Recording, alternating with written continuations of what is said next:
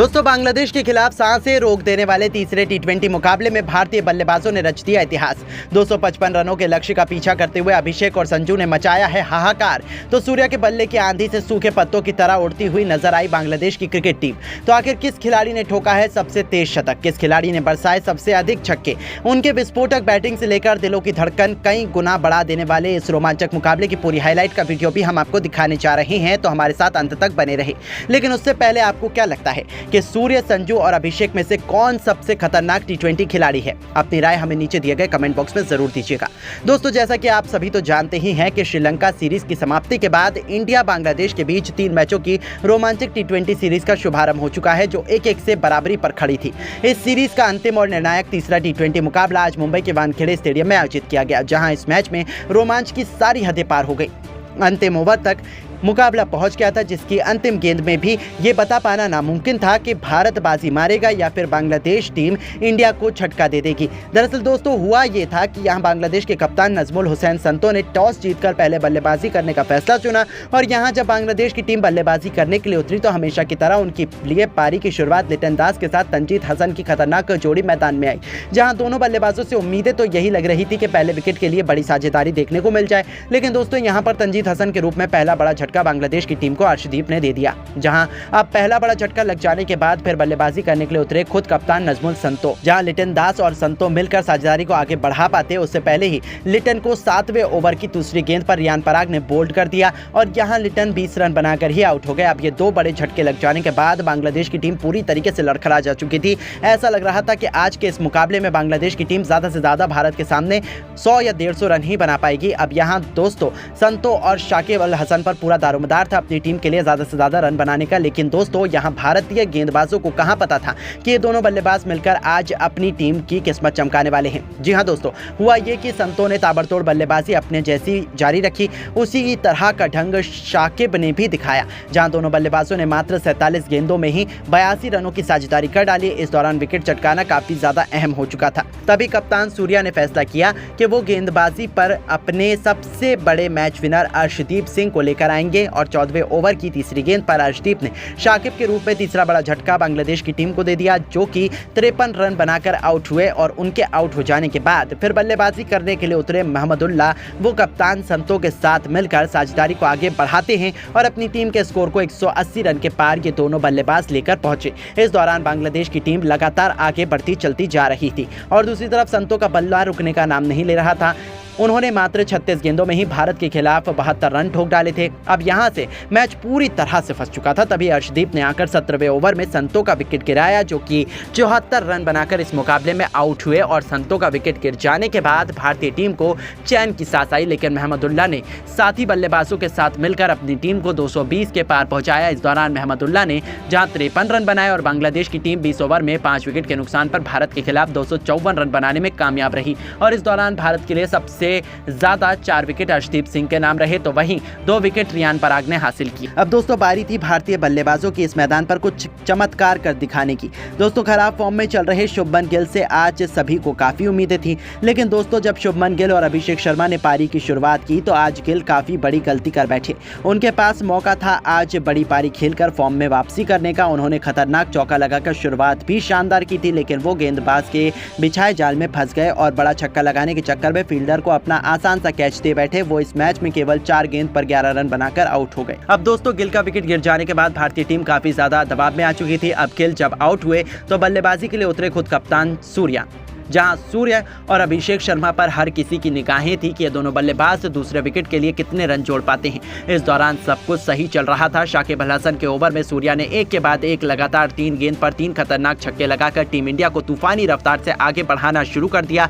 दूसरी तरफ अभिषेक शर्मा का बल्ला बोल रहा था। 6 ओवर में टीम इंडिया ने 68 रन बनाए, तो देखते ही देखते 8 ओवर में भारतीय पारी 90 रनों को पार कर खड़ी थी। देखते ही देखते इन दोनों खिलाड़ियों के बीच 100 रनों से अधिक की मजबूत पार्टनरशिप हो चुकी थी। दोनों दोनों तरफ से दोनों खिलाड़ी केवल चौके और छक्कों से ही बात कर रहे थे। इसी बीच कप्तान सूर्या ने अपना तूफानी अर्धशतक केवल 30 गेंदों में ठोक दिया, जो टीम इंडिया की जीत के लिए बेहद महत्वपूर्ण माना जा रहा था। इन दोनों ने भारत को मैच में मजबूत स्थिति में लाकर खड़ा कर दिया था। लेकिन दोस्तों, अभिषेक शर्मा भी अपनी साझेदारी को ज्यादा देर तक आगे तक नहीं बढ़ा पाए और 52 रन बनाकर वो आउट हुए। अब पूरी जिम्मेदारी भारत के दो सबसे खतरनाक बल्लेबाज संजू सैमसन और सूर्य कुमार यादव के मजबूत कंधों पर आ चुकी थी मैच जीतने की। इनके अलावा कोई और बल्लेबाज भारतीय टीम को जिताने का दम नहीं रख पाता था। अब दोस्तों, यहाँ संजू ने भी आते ही अपने विस्फोटक अंदाज में एक तरफ से बांग्लादेशी गेंदबाजों की बेरहमी से कुटाई करना शुरू कर दी। दोनों मिलकर साझेदारी को आगे बढ़ाते हुए अंतिम ओवर तक ले जाते हैं, जहां सबसे खास बात तो ये रही थी कि सूर्य कुमार यादव आज कमाल की लय में नजर आ रहे थे। उन्हें रोक पाना आज किसी भी गेंदबाज के बस की बात नहीं हो पा रही थी।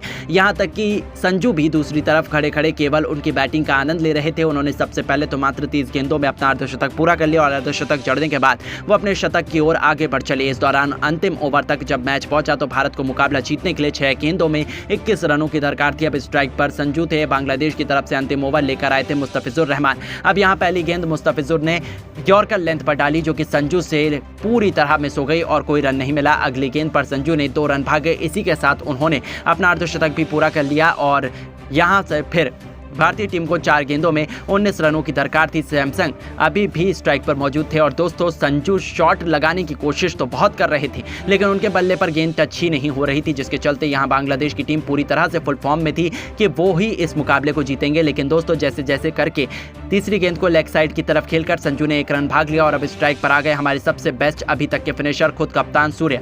जहां सूर्या को 3 गेंद पर 3 तूफानी छक्के लगाने थे और तभी भारत की टीम मुकाबला जीत पाती, क्योंकि 3 गेंदों पर 18 रन भारत को चाहिए थे। अब चौथी गेंद पर सूर्या ने सामने की तरफ छक्का जड़ दिया। 5वीं गेंद पर डीप कवर्स के ऊपर से एक और आसमानी छक्का जड़कर सूर्या ने भारतीय टीम को जीत की दहलीज पर पहुंचा दिया। अब 1 गेंद शेष मात्र बची हुई थी और मैच जीतने के लिए 6 रन चाहिए थे। सूर्या बखूबी जानते थे कि वो Mustafizur Rahman wide yorker length डालने की कोशिश करेंगे और इसीलिए सूर्या ने पहले से ही अपना आंखें जमा कर रखी और अपने बल्ले का परफेक्ट स्विंग दिखाते हुए उन्होंने डीप मिड विकेट के ऊपर से महेंद्र सिंह धोनी के अंदाज में मैच विनिंग 6 ठोक दिया, जिसके चलते भारतीय टीम के होनहार बल्लेबाज सूर्या ने इस दौरान अपना शतक तो पूरा किया ही, साथ ही 109 रन की उन्होंने पारी खेली और अपने शतक के साथ उन्होंने भारतीय टीम को मैच भी जिताया। बाकी इस मुकाबले में संजू के बल्ले से 56 रन निकले।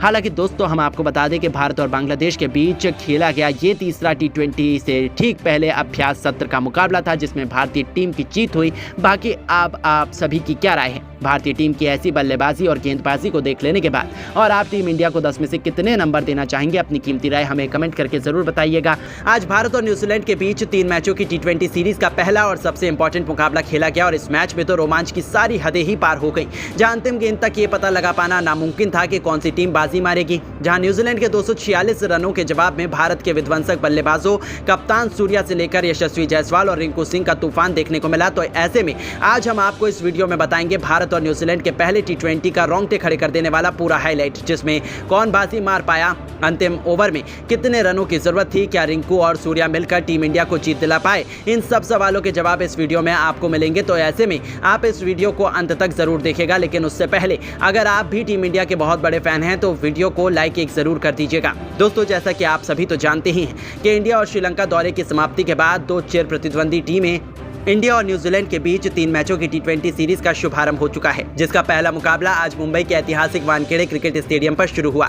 यह न्यूजीलैंड के कप्तान केन विलियमसन ने टॉस जीतकर पहले बल्लेबाजी करने का फैसला चुना और यहां जब कीवी टीम बल्लेबाजी करने के लिए उतरी तो हमेशा की तरह उनके लिए पारी की शुरुआत देवेन कनवे के साथ रचिन रविंद्र की खतरनाक जोड़ी मैदान में आई, जहां दोनों बल्लेबाजों से उम्मीदें तो यही लग रही थी कि पहले विकेट के लिए बड़े साझेदारी देखने के लिए मिले। लेकिन दोस्तों, यहां पर कनवे के रूप में पहला बड़ा झटका टीम को जसप्रीत बुमराह ने दे दिया, जहां अब पहला बड़ा झटका लग जाने के बाद फिर बल्लेबाजी करने के लिए उतरे खुद कप्तान केन विलियमसन। जहां वो रचिन रविंद्र के साथ मिलकर साझेदारी को आगे बढ़ा पाते, उससे पहले ही रविंद्र को 7वें ओवर की दूसरी गेंद पर रवि बिश्नोई ने बोल्ड कर दिया और यहां रचिन 20 रन बनाकर ही आउट हुए। अब ये 2 बड़े झटके लग जाने के बाद न्यूजीलैंड की टीम पूरी तरह से लड़खड़ा चुकी थी। ऐसा लग रहा था कि आज के मुकाबले में न्यूजीलैंड की टीम ज्यादा से ज्यादा भारत के आगे 120 या 100 रन ही बना पाएगी। अब यहां ग्लेन फिलिप्स और केन विलियमसन पर पूरा दारोमदार था अपनी टीम टीम के लिए ज़्यादा से ज़्यादा रन बनाने का। लेकिन दोस्तों, भारतीय गेंदबाजों को कहाँ पता था कि ये दोनों बल्लेबाज मिलकर आज अपनी टीम की किस्मत चमकाने वाले हैं। जी हाँ दोस्तों,